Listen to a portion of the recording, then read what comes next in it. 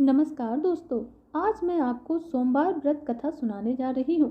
तो चलिए कथा को शुरू करते हैं। देवों के देव महादेव बहुत ही भोले भाले माने जाते हैं, इसीलिए एक नाम उनका भोलेनाथ भी है। पौराणिक मान्यताओं के अनुसार भगवान शंकर को प्रसन्न करने के लिए किसी भी तरह के खास विशेष पूजन की आवश्यकता नहीं होती है, क्योंकि कहा जाता है कि वह तो भोलेनाथ है और भक्त के मन की कही गई क्षणिक मात्र से भक्ति से ही वह प्रसन्न हो जाते हैं।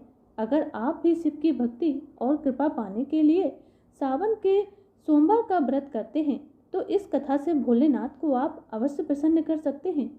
एक बार किसी नगर में एक साहूकार रहा करता था। उसके घर में धन धान्य की कोई कमी नहीं थी, लेकिन उसके कोई संतान न थी, जिसकी वजह से वह बहुत दुखी रहता था। संतान प्राप्ति के लिए वह हर सोमवार को व्रत रखता और पूरी श्रद्धा भक्ति के साथ शिव मंदिर जाकर भगवान शिव जी और माता पार्वती की पूजा करता। उसकी भक्ति को देखकर एक दिन माता पार्वती ने भगवान शिव से कहा कि साहूकार की मनोकामना को पूर्ण कर दीजिए। पार्वती जी के आग्रह करने पर भगवान शिव ने कहा कि हे पार्वती, इस संसार में हर प्राणी को उसके कर्मों का ही फल मिलता है और जिसके भाग्य में जो होगा उसे भोगना ही पड़ता है। लेकिन पार्वती जी ने साहूकार की भक्ति देखकर उसकी मनोकामना पूर्ण करने की इच्छा व्यक्त की। माता पार्वती के आग्रह पर शिव जी ने साहूकार को पुत्र प्राप्ति का वरदान तो दे दिया, लेकिन उन्होंने बताया कि वह बालक 12 वर्षों तक ही जीवित रहेगा। भगवान भोलेनाथ और माता पार्वती की इस वार्तालाप को साहूकार सुन लेता है, लेकिन उसे ना तो इस बात की खुशी होती है और ना ही दुख होता है। वह पहले की भांति ही भगवान भोलेनाथ की पूजा अर्चना करता रहता है। कुछ समय बाद साहूकार की पत्नी ने एक सुंदर पुत्र को जन्म दिया। जब वह बालक 11 वर्ष का हुआ तो उसे पढ़ने के लिए साहूकार ने काशी भेज दिया। साहूकार ने पुत्र के मामा को बुलाकर उसे बहुत सारा धन देते हुए कहा कि तुम इस बालक को काशी विद्या प्राप्ति के लिए ले जाओ और ब्राह्मणों को दान दक्षिणा भी देते हुए जाना। मामा और भांजे काशी नगरी के लिए निकल पड़े। इस दौरान रात में एक नगर पड़ा, जहां नगर के राजा की कन्या का विवाह था। लेकिन जिस राजकुमार से उसका विवाह होने वाला था वह एक आंख से काना था। राजकुमार के पिता ने अपने पुत्र के काना होने की बात को छुपाने के लिए सोचा, क्यों न साहूकार के पुत्र को दूल्हा बनाकर राजकुमारी से विवाह करा दिया जाए। विवाह के बाद इसको धन देकर विदा कर दूंगा और राजकुमारी को अपने नगर ले जाऊंगा। लड़के को दूल्हे के वस्त्र पहनाकर राजकुमारी से विवाह करा दिया।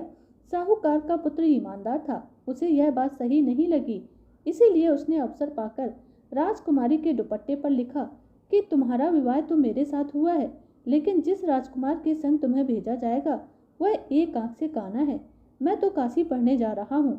जब राजकुमारी ने चुन्नी पर लिखी बातें पढ़ी तो उसने अपने माता पिता को यह सारी बातें बताई। राजा ने अपनी पुत्री को विदा करने से इनकार कर दिया। बारात वापस चली गई। दूसरी ओर साहूकार का लड़का और उसका मामा काशी पहुंचे और वहां आकर उन्होंने यज्ञ किया। जिस दिन लड़का 12 साल का हुआ उस दिन भी यज्ञ का आयोजन था। लड़के ने अपने मामा से कहा कि मेरी तबीयत कुछ ठीक नहीं है। मामा ने कहा तुम अंदर जाकर आराम करो। शिव जी के वरदान अनुसार कुछ ही देर में उस बालक के प्राण निकल गए। मृत भांजे को देखकर मामा ने विलाप करना शुरू कर दिया। संयोग बस उसी समय शिव जी और माता पार्वती भी गुजर रहे थे। माता पार्वती ने भोलेनाथ से कहा, हे स्वामी, मुझे इसके रोने का स्वर सहन नहीं हो रहा है। आप इस व्यक्ति के कष्ट को अवश्य दूर करें। जब शिवजी मृत बालक के समीप गए तो वह बोले कि यह उसी साहूकार का पुत्र है जिसे मैंने 12 वर्ष की आयु का वरदान दिया था। अब इसकी आयु पूर्ण हो चुकी है। लेकिन मातृ भाव से विभोर माता पार्वती ने कहा कि हे महादेव, आप इस बालक को और आयु देने की कृपा करें, अन्यथा मैं इसके वियोग में इसके माता पिता को तड़पते हुए नहीं देख सकती। माता पार्वती के पुनः आग्रह करने पर भगवान भोलेनाथ ने लड़के को जीवित कर दिया। शिव जी की कृपा से वह लड़का जीवित हो गया। शिक्षा पूरी करने के बाद मामा के साथ अपने नगर की ओर चल दिया। दोनों चलते चलते उसी नगर में पहुंचे जहां उसका विवाह हुआ था। उस नगर में भी उन्होंने यज्ञ का आयोजन किया। उस लड़के के ससुर ने उसे पहचान लिया और महल में ले जाकर उसकी खूब खातिरदारी की और अपनी पुत्री को उसके साथ विदा किया। इधर साहूकार और उसकी पत्नी भूखे प्यासे रहकर बेटे के आने की प्रतीक्षा कर रहे थे। उन्होंने यह प्रण कर रखा था कि यदि उन्हें अपने बेटे की मृत्यु का समाचार मिला तो वह भी प्राण त्याग देंगे। परंतु अपने बेटे के जीवित होने का समाचार पाकर वह बेहद प्रसन्न हुए। उसी रात भगवान शिव ने साहूकार के स्वप्न में आकर कहा, हे साहूकार, मैंने तेरे सोमवार के व्रत करने और व्रत कथा सुनने से प्रसन्न होकर तेरे पुत्र को लंबी आयु प्रदान की है। इसी प्रकार जो भी व्यक्ति सोमवार का व्रत करता है अथवा उसकी कथा सुनता है और पढ़ता है, भगवान भोलेनाथ उसके सभी कष्टों को दूर करते हैं और उसकी सभी मनोकामनाएं पूर्ण करते हैं। तो बोलिए भगवान भोलेनाथ की जय।